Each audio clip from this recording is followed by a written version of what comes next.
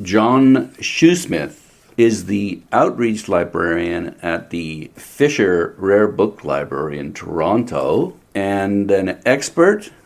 Expert's a bit of a loaded word. A keen observer of the small and fine press movement. And the reason that I'm interviewing you is because of an exhibition that you curated back in 2013 called Death Greatly Exaggerated, Canada's Thriving Small and Fine Press. So perhaps we could just go through a chronological look at, first of all, the fine press. Well, that's the thing. Fine press and small press. The lines blur a little bit. Yeah, it does. And yet they also are fairly distinct at the same time. Mm-hmm. Okay, so let's just kick it off with Robert Reid. Yes. Tell me about Robert Reid. So Robert Reid, who is still alive, thankfully with us. I believe now he's in his 90s. He is. Basically, he, in some ways, created the small press, fine press movement in British Columbia. He was one of the first printers. Eventually moved to New York. He did some graphic design work. He did books there as well. But he really put BC on the map in terms of creating the fine press movement. BC right now is really flourishing as an area where fine press books are coming out of. I would say Robert's, his oeuvre, his importance is still felt by that community, whether it's publishers and printers like Heavenly Monkey out in British Columbia, whether it's Barbarian Press. He's sort of, I would call him almost a father figure. And the fact that he's still producing books today, I think, is remarkable. He's not doing it for the money. He's doing it for the love of the book. So I think he's a remarkable figure. Yeah.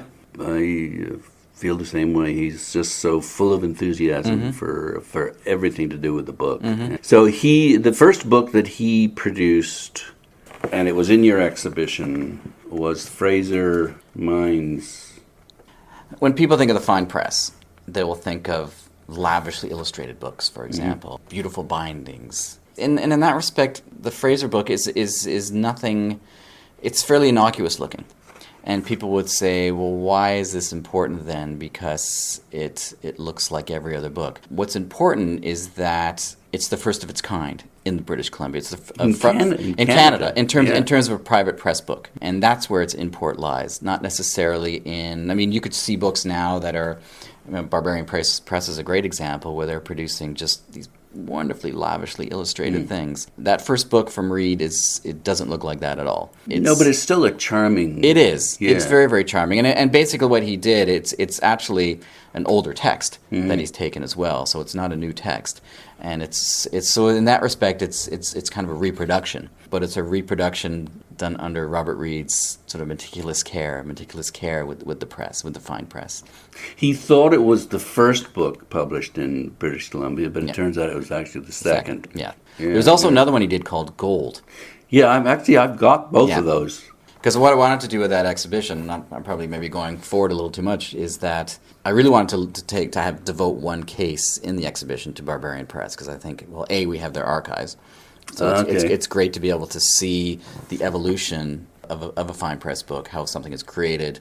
And Barbarian Press is a great example because I took what many consider their masterwork, the play of Pericles, which was about 10 years in the making, a co-production with Simon Brett, the wood engraver. And it's great when you see the Barbarian Press archives here because you see the whole book storyboarded out. So what do you mean by that? Someone can come in and ask you to see that and you'll show it to them? Yeah. Right. Basically, you'll see everything from the original conception, the correspondence between Crispin Elsted and Simon Brett, who's in England. And the correspondence is fantastic. It's just these two very intelligent, wonderful writers riffing on not just books, but riffing on Shakespeare. And Crispin is a Shakespearean actor. He is, and a director. Yeah. I think he directed 2 or 3 productions of Pericles back in the day. And Simon Brett, who's just extremely well read, and just to see these two guys, this correspondence between them. I mean, and it started out not an email. It started out as mail they sent between the two of them, and then eventually reverted to email. And it's great just to see the conception of the book arise from this very intelligent conversation about the source text. Then you see some of the early illustrations done by Simon, you see some of the early press work done by the Elsteds, and so you get to really see in this archive the whole book come together, and eventually the final book as well, which is just, it's a masterwork. If anybody ever asks me what is the high achievement in the Canadian fine press in the last decade or so, I'd probably point them to Barbarian Press's Pericles, because it's just in execution, concept, everything about it. I think is just wonderful. Let's get back to Robert. Yes. His masterwork. Would you say that it's the I think Cuthan's Menagerie. Could you tell me a bit about that one? Yeah, I mean, basically, he was working with George Cuthan, who was an artist. It's almost like a puckish little book. A puckish book. It's not a book. It's not little. It looks at all these different animals. It's not little. It's not little. No, it's not very. What is it? It's probably. It's about almost a folio size, so it's fairly large format. It's just this delightful little illustrations, colored illustrations. Puckish is a really good word for it. It is. It's very, very charming. But it had an interesting publishing history because, as far as I understand, Robert only bound about 50 copies, and the rest of the sheets were left unbound. And it kind of I think it just fell off his radar. He just never ended up binding the rest of them. And so what happened many years later was that Roland Milroy at Heavenly Monkey came upon these sheets and decided, rather than rebound them himself, what he did was produce the book in a separate edition. He created a new title page, created a sort of a clamshell box for them as well, and published it under his own imprint, Heavenly Monkey, and as a sort of a traditional livre d'artiste, which back in the 1920s, when artists were first creating books, they often didn't bound the sheets. They would just leave them unbound and create a box of them. And so that's what Roland did with those sheets from Cuthan's Menagerie. And it's great because basically he revived what I would consider Robert Reid's masterwork. And we've actually since acquired a copy that Robert Reid bound. We just acquired it, I think, earlier this year, actually, not so long ago. Mm-hmm. So it's great. So now we have both the original Cuthan's Menagerie from Robert Reid, and we have the quote-unquote reissue from Heavenly Monkey. The sheets are the same, though. Sheets are exactly the same. Sheets are exactly the same. Different binding. I mean, the thing with those that when I was showing those two copies to George Walker's class a few weeks ago, and because the sheets in the Heavenly Monkey version aren't bound, just in terms of the last person that looked through it, the sheets are all out of order.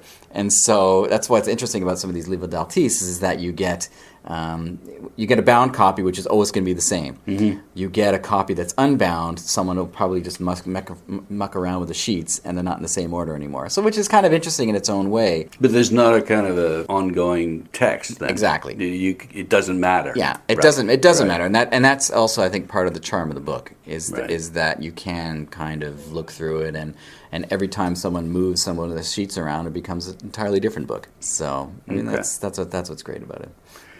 Okay, so Robert, very significant. Yes. He actually then moved to Montreal, where he worked with the McGill University Press and produced another fantastic book, the Lande Bibliography of Canadiana. I think that's an incredible book. Yeah, I've never seen that book actually. You know, you can get it for $200 to $300, not even. Right. It's stunning. And it's interesting you mentioned him going to McGill Press is that his apprentice work was sort of doing his own work. Mm-hmm. So he learned the art of creating a book by creating his own books.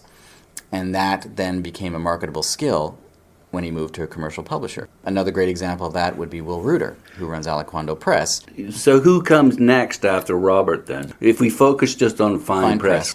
I mean, there was a movement in Toronto at the same time. Will Rueter's father, Gus, was creating books. He wasn't creating sort of the same sort of fine press books that we think of today as well, creating sort of smaller chapbook type things. And so Gus Rueter was, I think, at the forefront, really pushed ahead, though, by his son, Will, back in the early 1960s.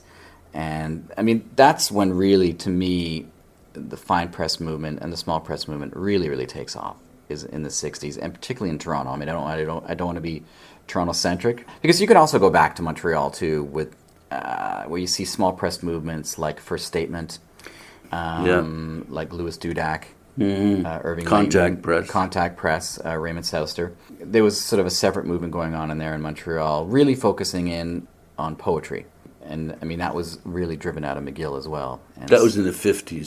So that was in the 50s. And his Leighton's wife, Betty Sutherland, did a lot of interesting designs. Exactly. So, I mean, but you see those, I mean, the design of those books, I would say, takes a backseat to the works of poetry. They were more interested in the development of a literary scene in Canada, less so with the design of books. And when you look at things like First Statement, I mean, some of the early ones are just basic mimeograph, and it's fine. I mean, I think in terms of, they may seem a little crude, but yet the import of those early journals can't be underestimated, because they're publishing they're publishing the first works of, say, Leonard Cohen. Yeah, that's the McGill series. Exactly. So some very, very important books were coming out of that scene as well. But if you wanted to sort of look at what was But let's focus on fine press. Yes, so the fine press. So when you get back to sort of the idea of fine press, I would say it really started to happen in Toronto. I mean, fine press books, as we were talking about before, there's a bit of a blurring of the lines between what we call the small press and the fine press. Mm-hmm. Some people do want to keep them separately. I sort of see them, they do work in tandem. Well, fine press is typically the vision and the work of an individual. Exactly. And these individuals typically did work in a variety of different areas. Exactly. Yeah, okay. Yeah, because, I mean, obviously they're not making a lot of money. No. I mean, a lot of them were artists. But let's get some names here then. Well, I mean, Will Rueter is a good example. I think Will Rueter is a great example, who was doing some wonderful work back in the 60s. I mean, Will Rueter's still doing wonderful work now. And he's probably doing some very creative work still right now. So Will would definitely be one. But then you have to look at the importance of people like Stan Bevington to the movement. Stan Bevington at Coach House Press, because, yes, the texts they were producing were important, but Stan also was really thinking about how books were constructed, the look and feel of books at the same time. Mm-hmm. He was so connected to technology, too. He was. And bringing in new ways of doing things. He was. Yeah. He was very much interested in that. And his importance and influence to the fine press can't be minimized as well. So Will Rueter's, just to get it on the record, it's Aliquando. Aliquando Press. Right. They've been around since the 60s. Will, as I said, did also have an alternate life as a book designer with the University of Toronto Press. That's how he made his living, because you're not going to make a living out of doing fine press books with runs of, say, 50 at the most, maybe sometimes 100. You're not going to make very much money at all doing that. No, as you say, it's a love. It's a labor of love. But it's also a way, in my opinion, for them to play with form, to try out different things. Which obviously, being at University of Toronto Press, he's not going to be able to take too many chances on how a book will look. Although, I mean, he worked with Alan Fleming, who was an innovator and a brilliant book designer. Yeah. No, and that kind of whether it's collegiality or community, I think, is very important. Because, I mean, for example, Will Rueter and Stan Bevington were very close friends back in the 60s, and I think that kind of community that they were establishing was very important to them. There was a community of individuals, many who are probably now lost. We do have some of those early press books. They're almost broadsheets, not necessarily books per se, but that's where people were trying out typesetting ideas. We're trying out different methods. So There is kind of that historical interest in some of that work as well. Then there's Glenn Galuska. Glenn Galuska, interesting enough, we're actually early in January. We're going to be putting together an exhibition, mostly being run out of the Kelly Library at St. Mike's, where Glenn was a student back in the 60s, who came up from the United States. And, I mean, we also have a great collection of Goluska stuff. Massey College has another great collection. So basically, it's a tri-library effort amongst some of the different libraries here that are putting together this exhibition on Goluska material. Now, he worked a bit at Coach House, but he had his own press too, yes, right? So he got a start. He just came up and essentially introduced himself to Stan and said, "I'm interested in typesetting, how books are made," and Stan gave him a job. And Glenn did have his own imprint as well. And what was that one called? Dromedary? Dromedary, Emperor. I can't remember the exact name of it now. Isn't that terrible? But he was doing a lot of interesting work as well. He was playing with form. He would do accordion style books. The great thing about these guys is that they come up with an idea and they try to put it together, and they all like playing with form. And Goluska was great with that. Goluska's influence too. He just worked out of a small studio, I think, that was on Harvard Street, just around the corner from here. It was a very small apartment. I think they basically jammed a Vandercook press into that apartment and just started producing work. It's idiosyncratic in some ways. That's part of the charm for me. Well, what do you mean that? But it's idiosyncratic. Because he was playing with form often. He wasn't always adhering to the traditional form of the book, which is great to see.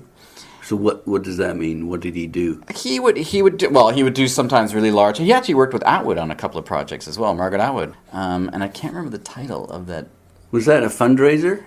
No, I think they might have done one for a fundraiser, but I know that Atwood was kind of interested in creating something a little bit unique as well. Okay. And so I don't know who established the contact between her and Glenn. It might well have been Stan. And incidentally, you just showed me her first poetry book. Yes, Double Persephone. No, it's like a chapbook, and she designed it and made it. She designed the whole thing. She did this little sort of charming lino cut on the cover. Mm-hmm. As you can see, this one's kind of falling apart. The glue's kind of come apart. I remember her saying that she wished she had more of these. Simply because, it was being sold, I think, for about $1 or so. And now if you get a nice copy of it, it's probably upwards of $3,000. So that's why she always jokes that it would have been nice for her to have a few more copies of this. Mm-hmm. But this is how writers often got their start, would be producing their own work. And it's still something that a lot of people that are producing books a lot of writers today are still doing, maybe this is a little bit off topic when you talk about fine press, which is where we want to stay. Yeah. But in terms of kind of publishing now, everyone thinks it's so easy because you can just publish on the web. But in many ways, web is very ephemeral. And so you see a lot of movement now. You go to book fairs and you see a lot of younger people that are interested in the craft of books, the craft of making books, and the art of making books, because it's so much less ephemeral than it would be if you're just simply publishing on the web. They're not necessarily producing beautiful fine press work, but it's tangible and it's important to them to see someone be able to walk out with a copy of their poetry or their prose or whatever, because it's material. So. Okay, so we've got Glenn, and that takes us into the 70s, I guess. Yep. Who else? There was. In some ways, we don't have a lot of material from, especially in Canada, in the 70s, because I think there wasn't the fine press movement wasn't necessarily dying, but I think there wasn't as much interest in producing really beautiful books. There are still these very important publishers, whether it's House of Anansi would be another one. Although their books aren't the most They're not. designed. They're not at all. And in some ways, some of their books are a little bit crude. Porcupines Quill, I think, because I just see you open to that page. Porcupines Quill is a great example of a small press publisher that I would say, in many ways, they don't necessarily cross the line in terms of fine press, but their books are really beautifully produced. Well, and both Stan Bevington and Tim Inkster have won a ton of Alcune book design awards. Exactly. In some ways, I kind of look to people like Tim, who's still producing books. Tim Inkster, yeah. Tim Inkster is still producing some wonderful, wonderful works. And his influence was very important as well, not just in terms of the texts he was releasing.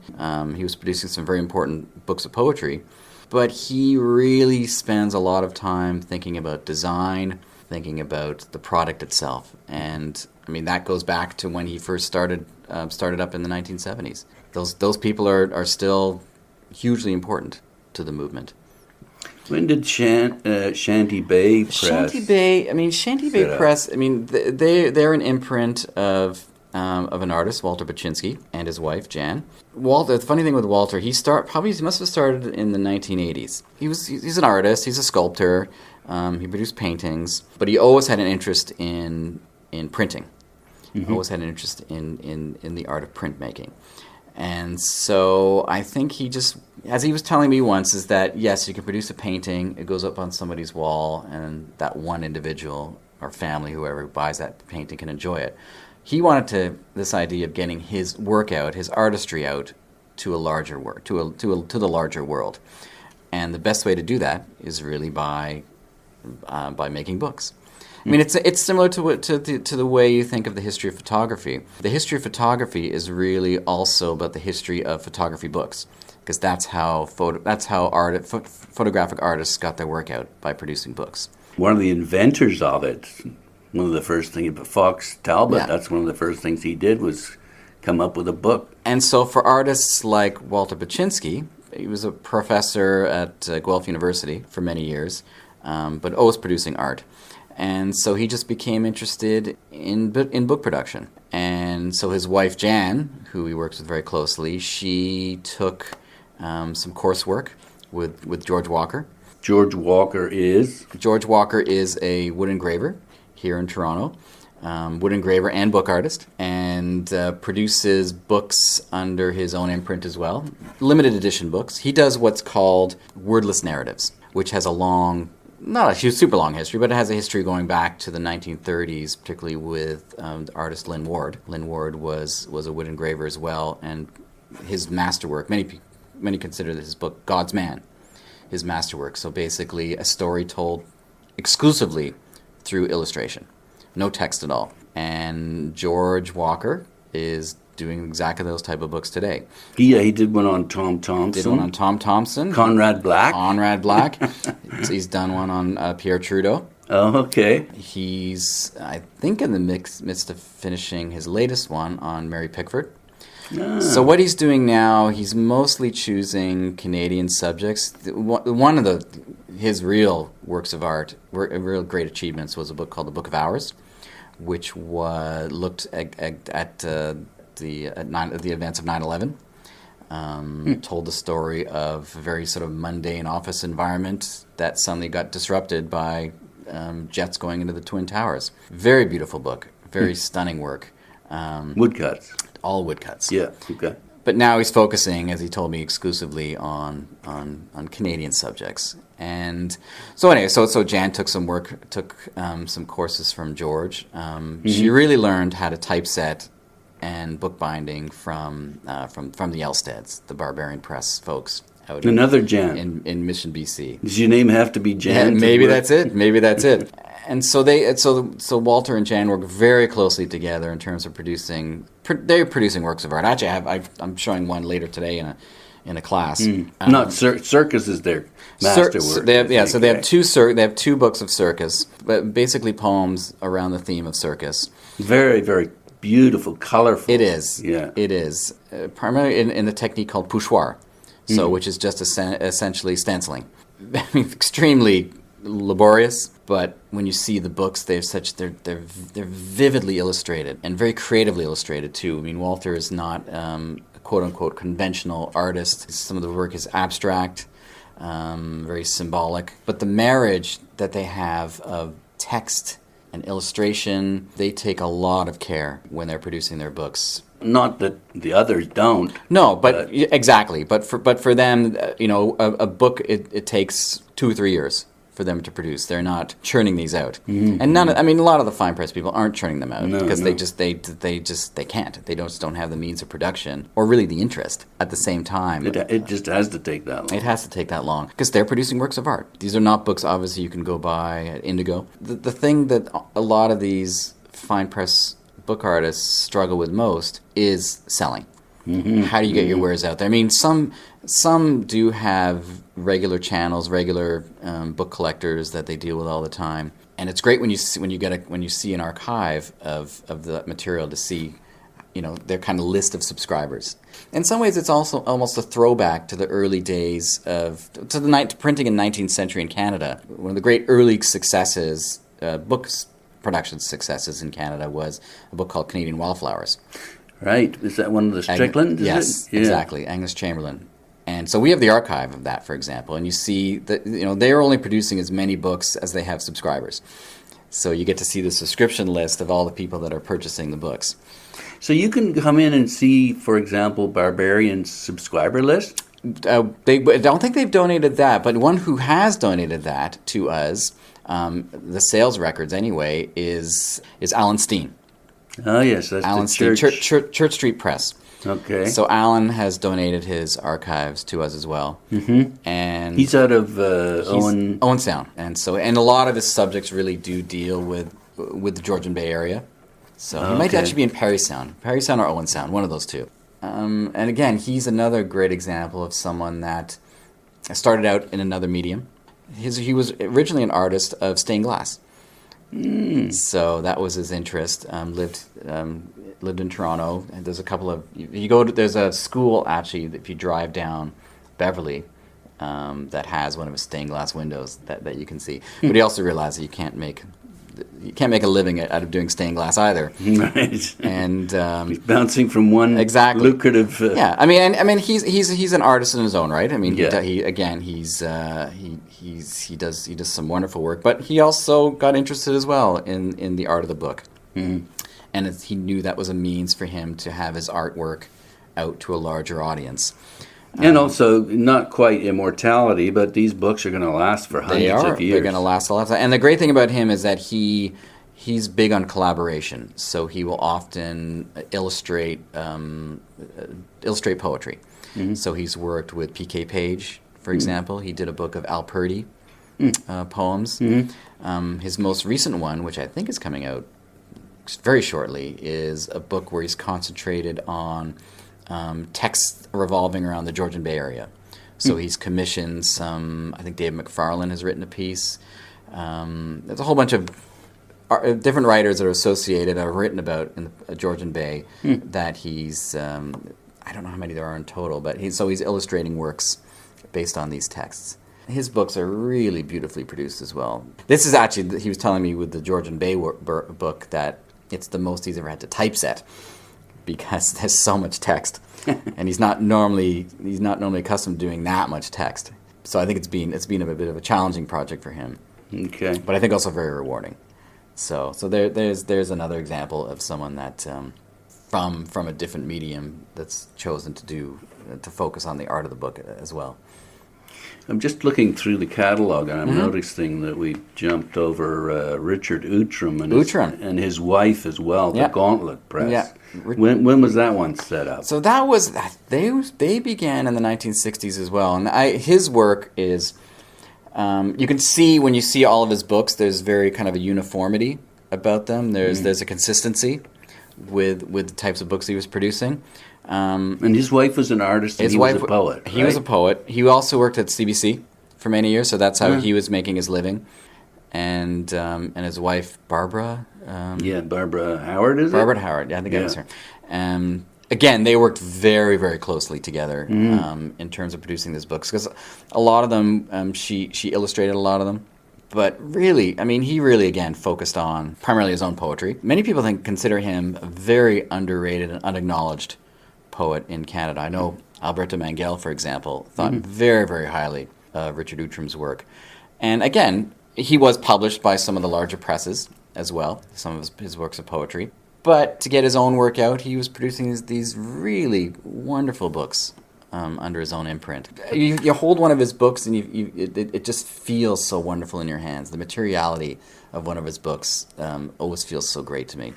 Okay. Sad story with him is that when his wife Barbara died, he was pretty devastated by that and essentially sat on his porch and froze to death. Yeah. So a poetic death, I suppose. That was in Port Hope, was it? I think it was somewhere around there. But you can, and that because that collaboration was, he probably wouldn't have been able to produce the books that he was doing without that close collaboration with his wife Barbara. Anyone else fine press coming up into the 70s? that you can think of? Not in the 70s, no. Okay, how about 80s then? The 80s. I mean, that was the thing with this particular exhibition, is that I felt it was a little daunting to do kind of the entire scope of the small and fine press in Canada, because it would require a book. Yeah. And it's something actually in the future I am hoping to do. Hoping to do a larger book on the movement in Canada. I really wanted to focus it in on what was happening since the 2000s, especially because that's why I chose the title I did, A Death Greatly Exaggerated. You know, as recently as a few years ago, people were sounding the death knell of the printed book. All sorts of angst. Yes, the Kindle was going to take over, and nobody was interested in the printed word anymore. And yet, you go to these small press fairs, these fine press fairs. They're not empty. There are plenty of people looking around. There are plenty of people buying these materials. I mean, you hate to think that it's become the fine press movement. Books are only being produced because they're a fetish. Because they're not a fetish. The book, as we always like to talk, we're sort of a captured audience here at the Fisher Library, because we always talk about the fact that, you know, the book has been around 500-600 years. It's been pretty durable. Great piece of technology. They've yet to improve on the invention of the book in terms of transfer of knowledge, transfer of information.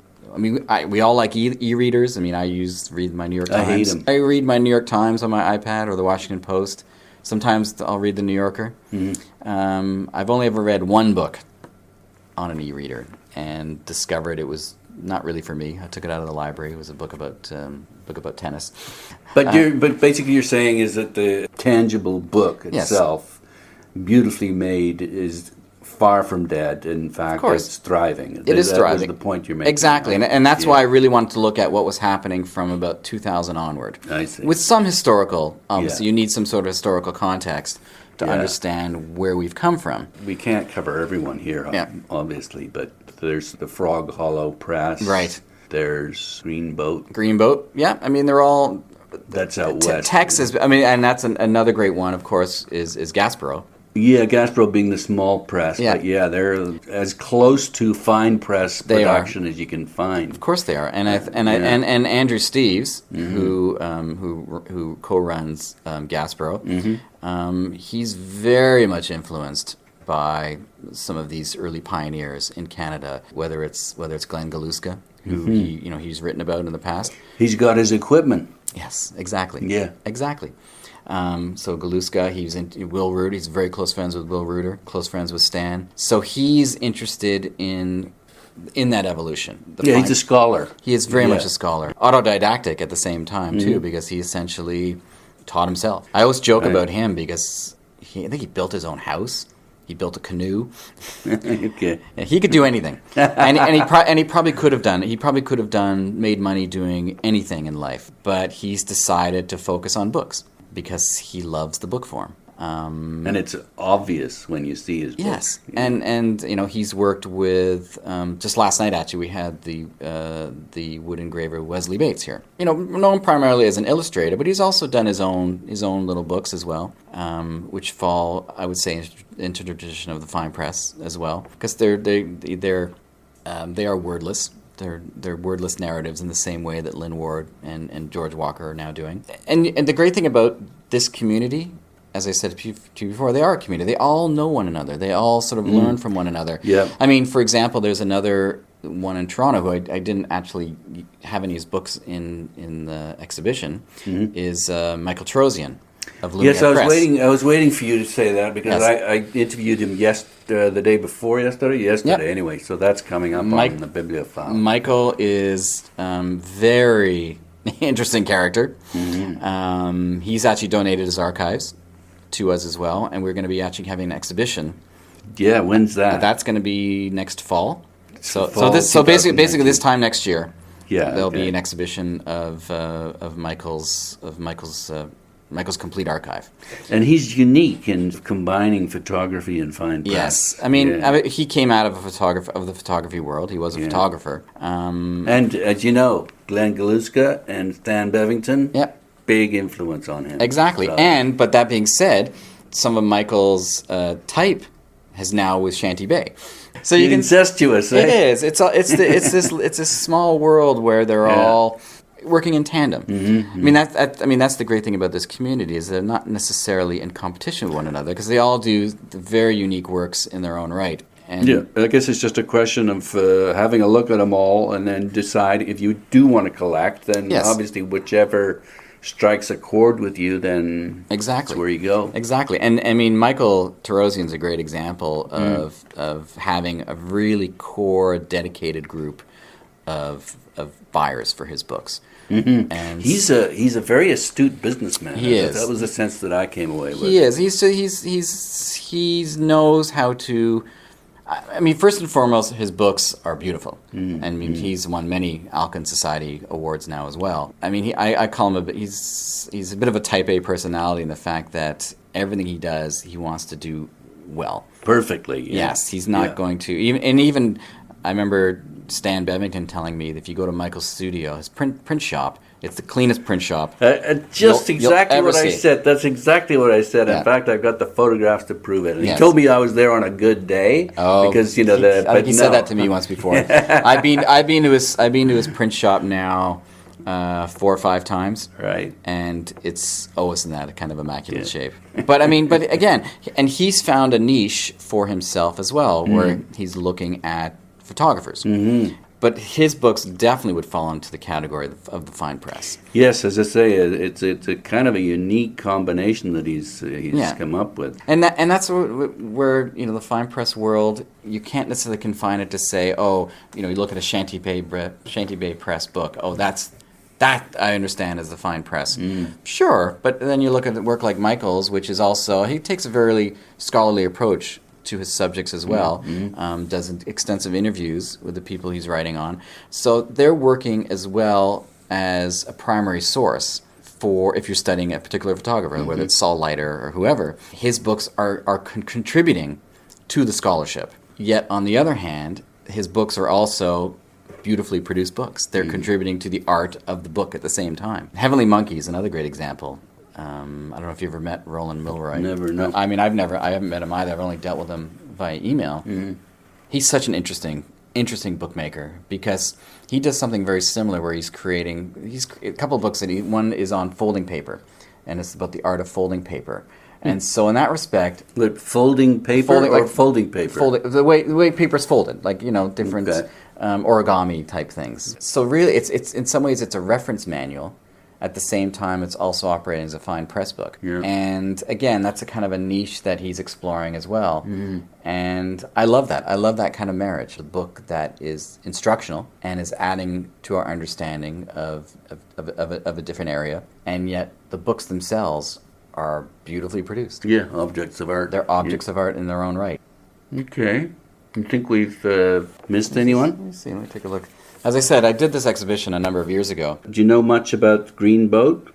Don't know much about them. I mean, they produce quite a number of books. They produce a dozen books or so during the year, if I'm not mistaken. I mean, again, they're producing books that are they're part of CanLit, but on the other hand, they're also supremely produced. Mm-hmm. Another good one is the Hellbox Press, which is the imprint of Hugh Barclay, and Hugh was I think he was a dentist. No. It's orthotics. He did orthotics. That's right. He did orthotics, and then just sort of got interested in the art of the book. I've just heard that he's retired. Is he retired? Mm-hmm. That's too bad. But I know he was slowing down. One of the things that the kind of revelation that I had about him is that he doesn't go for perfect printing. It's a different tradition. Yeah. He just wants to what? He obviously works with his hands just as the others do. He's interested in text as well. He's interested in what is actually in the book at the same time. But the printing itself isn't what you might classify as good or perfect. Right. Is there a name for that? I'm sure the Germans have a word for that. It's just a different tradition or a different approach. Exactly. I mean, it's certainly not messy. It's kind of his own unique sensibility. Yeah, I mean, he's not doing it in the same tradition as Michael Torosian. It's almost like a chapbook tradition. It is. It is a chapbook tradition. But he's still coming up with sort of some unique ideas. The one I had in that particular exhibition, it was a Marilyn Simmons book, I believe, and essentially he didn't cut all the pages. So That's right. They gave you a knife. So for him, he was saying that I'm allowing you to participate in the creation of this book. Yeah. Because I haven't cut all the pages. So whatever page you want to cut, you can go do that yourself. Just like the reader participates in the text. Exactly, exactly. Yeah. So it's another level of interaction that he wanted to add. So it's sort of a clever idea. Very sort of a very novel idea. So do you have any more exhibitions coming up? Because I think I read that you were doing things on campus at the U of T. So we're going to be doing an exhibition focusing on Glenn Galuska. January. So the Fisher portion of it will be in January. So it'll run to the month of January, and we have a large exhibition area here, which is reserved for our large scale exhibitions like Death Greatly Exaggerated. But we have a smaller display case which we rotate every month. So we're participating in the Goluska thing. I mean, a lot of it's being run out of, as I said, the Kelly Library and Massey College. Any other exhibitions? Torosian.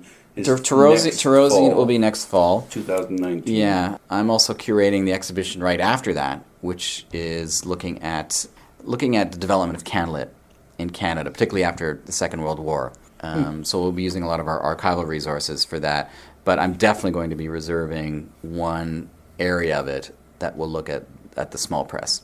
Small press, more the small press than the fine press, because the small press movement was so important to the development of candlelit, whether it's this Margaret Atwood chapbook, for example, or some of the early mimeograph journals, ones that were coming out of BC as well, like Tish. It'd be nice to include maybe a few finer press books, I think, in that exhibition, but we'll see. It's still being. I'm co-curating that with a colleague of mine, so we're still kind of working on kind of the mechanics of that. But I do hope to basically an exhibition like this can be revived every 10 years or so.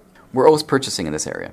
I do have a budget to buy fine press books. That must be fun for you. I'm not a collector in my own right. I don't collect books. I live in an apartment. Still, you get to go out and buy it. I get to buy material. And use what? Use your eye to determine what you think is... Yeah, I mean, it's a bit dangerous when you start thinking about only my own aesthetics are going to be making decisions. Yeah. You have to think about who's important. I'm not going to be a fan of all the work, a strong fan of all the work I'm purchasing for the library, simply because you can't like everything. That being said, you need to purchase things that are representative samples of the scene in Canada. One area that we're also really trying to beef up, which is sort of related to the fine press, are artist books. So one-off books by Canadian artists. It's not a huge tradition in Canada, but there's still people that are producing one-offs. And so, but they're very expensive as well, especially if you're buying them from fairly well-established Canadian artists. They don't come cheap, but they're important for us to have as well, because it's an offshoot a little bit of the fine press, because they're producing really high-quality books, but it's kind of their own little subsection as well. And other things I'm interested in too are the art of the bookbinding, art of bookbinders. There's some wonderful bookbinders here in Toronto. Don Taylor is one.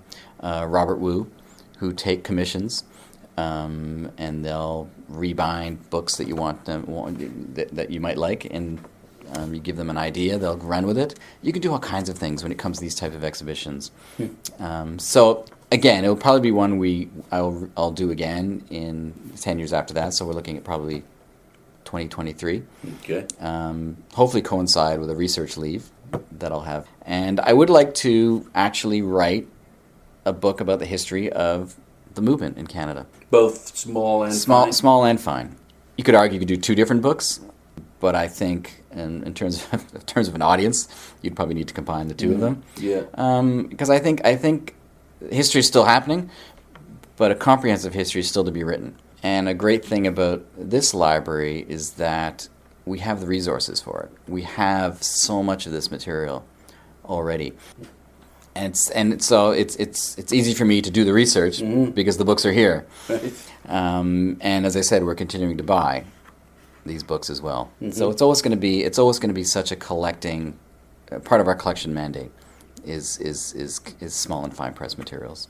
So people who are interested in the small and fine press movement in Canada, they wouldn't go wrong in actually buying one of these catalogs. Yeah, I would say it's a primer. It's not comprehensive by any means. No, but it would be impossible to do something that's overly comprehensive. Simply because, I had a full-time job, still do, as I was trying to put that together. Sure. But you know what, too? Sorry to interrupt. You've got the cover designed by Will Rueter. And the book designed by Stan Bevington. So that was that's pretty great. That was very deliberate on my part to make sure that Stan, first of all, was involved with the production of the book. Coach House does the bulk of our exhibition catalogs anyway, but I was really keen on having Stan design this one because he's a legend. His influence on the small press in Canada can't be minimized. And I think actually the cover of the Will Rueter Aliquando, that actually is a total one-off. It's actually a charming little. It's sort of like accordion style book because it's a bit of a pop-out book actually, and it looks at the development of the printing press. Okay. So he's taken. I think he actually called it something Gutenberg's printing house or printing shop or something. And it's only $15. It's only $15. What, you get it from the Fisher Library? You can on your website. On the website, Okay. there's a link to What's the address? Yeah, it's fisher.library.utoronto.ca. Okay. Yeah. Great. Because even if that's wrong, it'll redirect you to the right one. Okay. So because the website's changed. The URLs, every time we do a new content management system, they change the URL in us, but that will redirect to the Fisher site. All of our books are cataloged in the main University of Toronto online system. If you do a subject search on fine press, on artist books, chapbooks, all this material will show up in the catalog, and it's all available to anybody that wants to come and look at the materials. Can you do that online? Or you can pre-order your material online. Meaning you can do that and then come in and then it'll be here waiting for you in the reading room upon your arrival. Obviously, this is not a circulating collection. Yeah, you can pre-order the material. It's waiting for you in the reading room upon your arrival.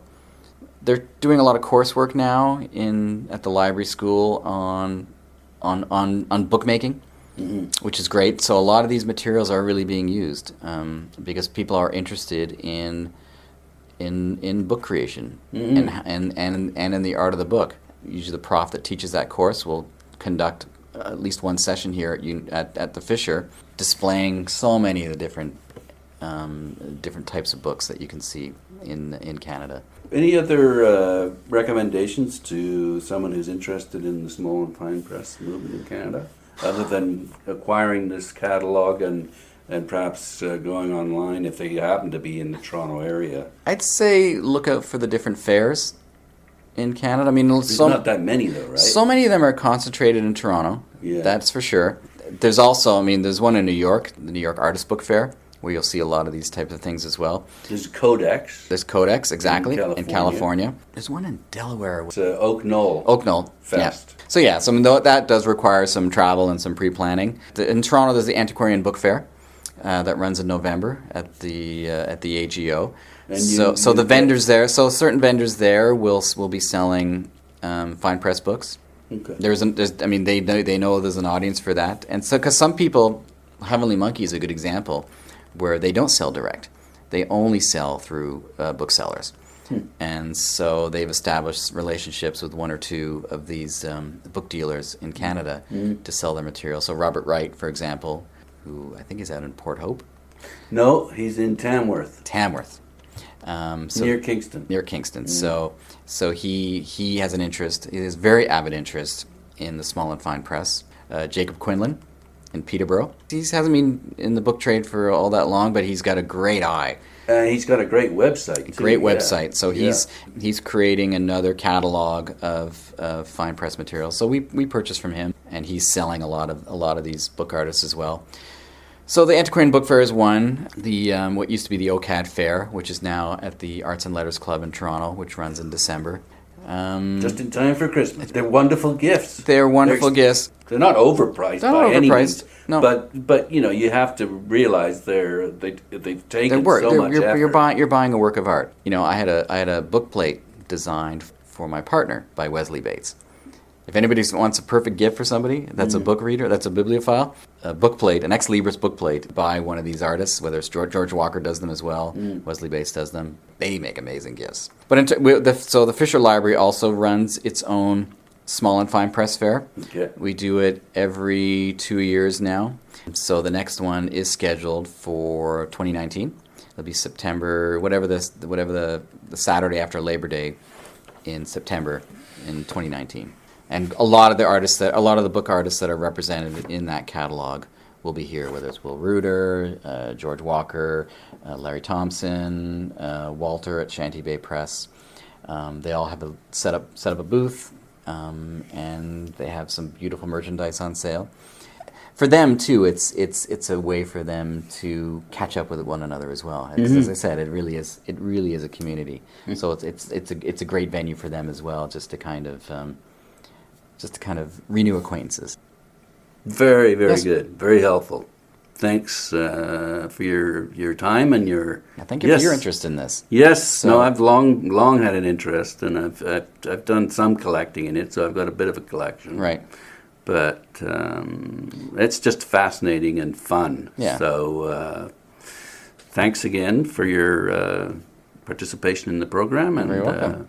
We'll look forward to those exhibitions. Great. Thank you. I've been speaking with John Shoesmith, who is the author of Death Greatly Exaggerated, Canada's Thriving Small and Fine Press, by the University of Toronto Library, published in 2013. Thanks again. Great. Thank you.